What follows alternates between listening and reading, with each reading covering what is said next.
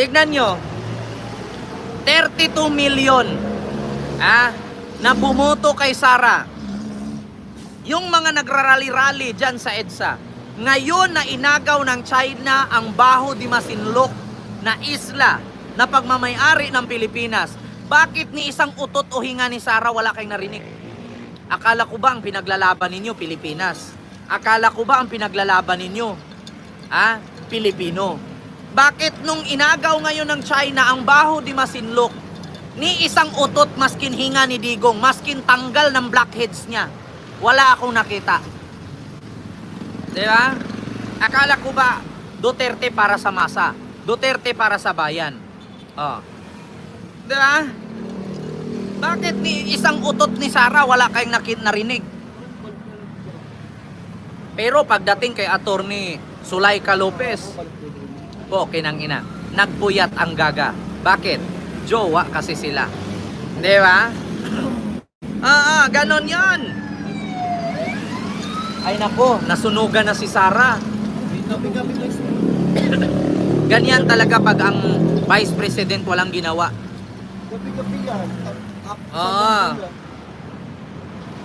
Boss, lahat ng manunood dito hindi mahirap. Tangina mo kung mayaman ka, wala kang ang profile eh.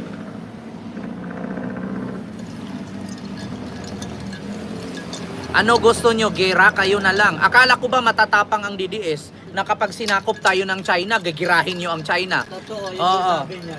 Akala ko ba sabi ni Digong noon, papadalhan niya ng sundalo ang kapag inagaw ang lupa natin ng China?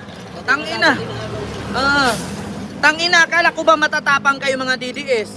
Ngayon na sinakop na ng China ang Baho de Masinloc, bakit sasabihin niyo? Kayo, kung gusto niyo ng gera, kayo na lang. Akala ko ba? Akala ko ba matatapang kayo, mga buwakan ng ina nyo? Di ba? Ma'am Corazon Kento, may galap shoutout. Hanggang ngayon, walang ginawa si BP, nasa bahay lang. Oo nga, sana nga masunugan yan, ma'am eh. Di ba? Akala ko ba yung mga DDS matatapang, matatalino, magagaling? Ngayon nung sinakop na ng China ang Baho de Masinloc at inunti-unti ng bininta ni Digong, ni utot na mga Duterte, walang narinig. O diba? Ikaw kaya lumaban. Yan. Alam nyo, kaya ngayon isasagot ninyo, ikaw kaya lumaban, ikaw kaya makipaggera. Hinayaan nyo kasi na ibenta ni Digong. Diba? Ay, Diyos ko. Mga buwakan ng ina nyo, mga DDS, magpakamatay kayong lahat. Pakyo kay sa earth.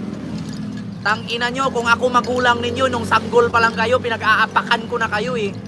Diba? Pinagtakpan ko na kayo ng una nang di kayo makahinga eh. Tangina nyo, ang hirap sa inyo, dumadami kayong mga bobo. Tignan nyo ang Pilipinas, kaya hindi tayo umuunlad. Bakit? Ang presidente, adik. Ang vice president, tamad. Ang mga supporter, tamad. Diba? Kaya hindi tayo umuunlad. Bakit? Nung si Digong daw ang presidente, mayaman daw ang Pilipinas. Tanginang mayaman ang Pilipinas. Naniniwala ba kayo na si Digong ang presidente, mayaman ang Pilipinas? Kaya, ipagkakaalam ko si Digong lang yung mayaman eh.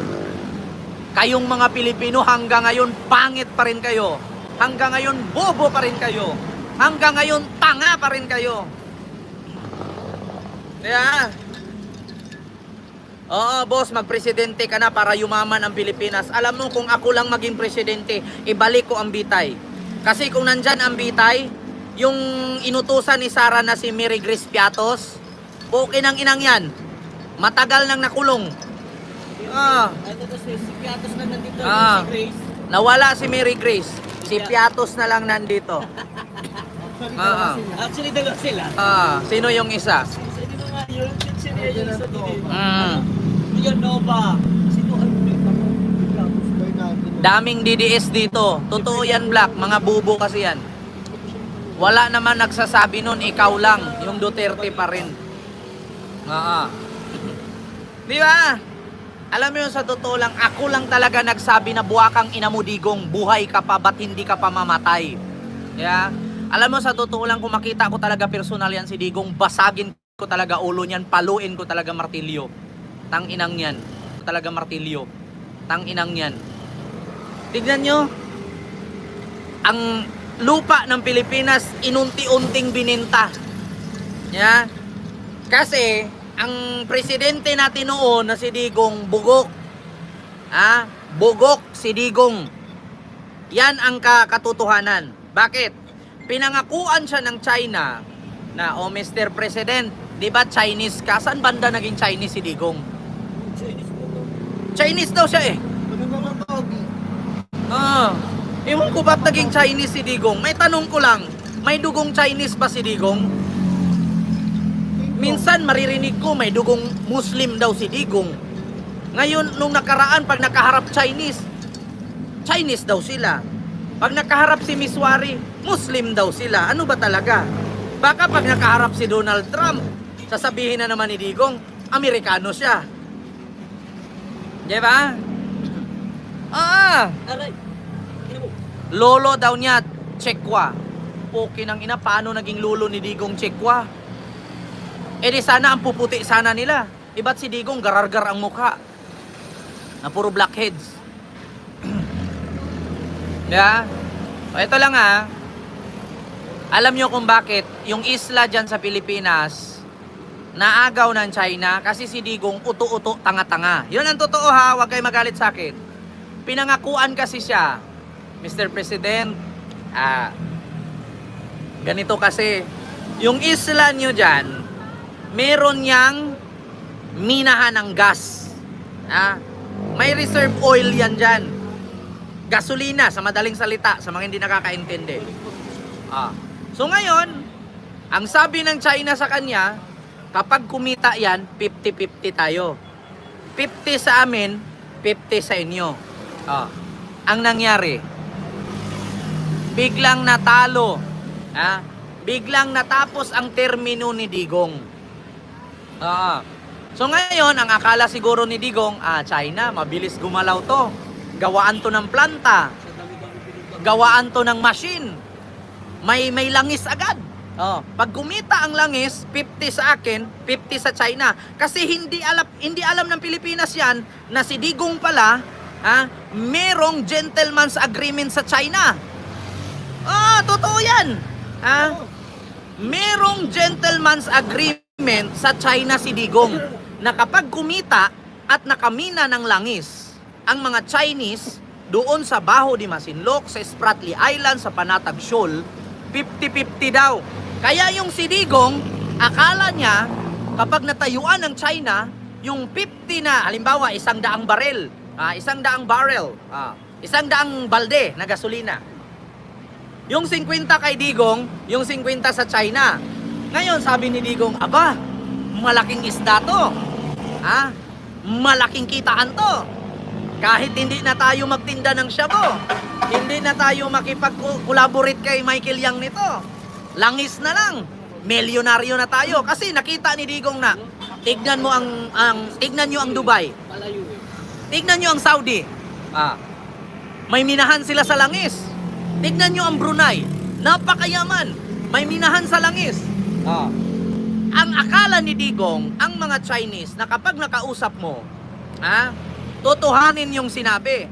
Ngayon, nung nasakop na ng China ang Spratly Islands, Panatag Shoal, Baho de Masinloc, hininga ni Xi Jinping, wala nang naamoy si Digong. Kasi ang akala ni Digong, baldi-balding gasolina to. Abangan nyo ang Saudi, tignan nyo ang Dubai, tignan nyo ang Brunei, ang yaman-yaman ng hari. Bakit? Dahil sa oil preserve. Ang akala ni Digong, pag nakamina ang China, bibigyan siya. Ending, hindi siya binigyan ng China. Tapos, 3 taon na lang, tapos na termino niya, wala pa ring gasolina binigay. Di ngayon si Digong, todo tanggi na. Di ba? Todo tanggi na. Bakit? Nasilip na siya eh. Nung sinilip ni Trillanes at ni Laila de Lima, ang ginawa niya kay Laila de Lima, pinakulong. Kasi noong panahon ni Digong, mga kababayan, hindi sila sumasagot sa mga kalaban nila. Ang panlaban ni Digong, vloggers. Yan, mga vloggers ang panlaban ni Digong. Kapag merong politician na babangga sa mga Duterte, ang panlaban nila, vloggers. Katulad kay Laila de Lima. Nung binangga ni Laila de Lima si Digong, anong ginawa ni Digong? Kinalkal ang video nila nung driver ni Laila de Lima na Junel, yung may skandal. Oh, pinakalat lahat ni Digong. Gamit ang mga trolls, gamit ang mga vloggers. Oh, edi ngayon si Laila de Lima, nakulong. Oh, natanggal pagiging senador. Bakit? Iskandaloso.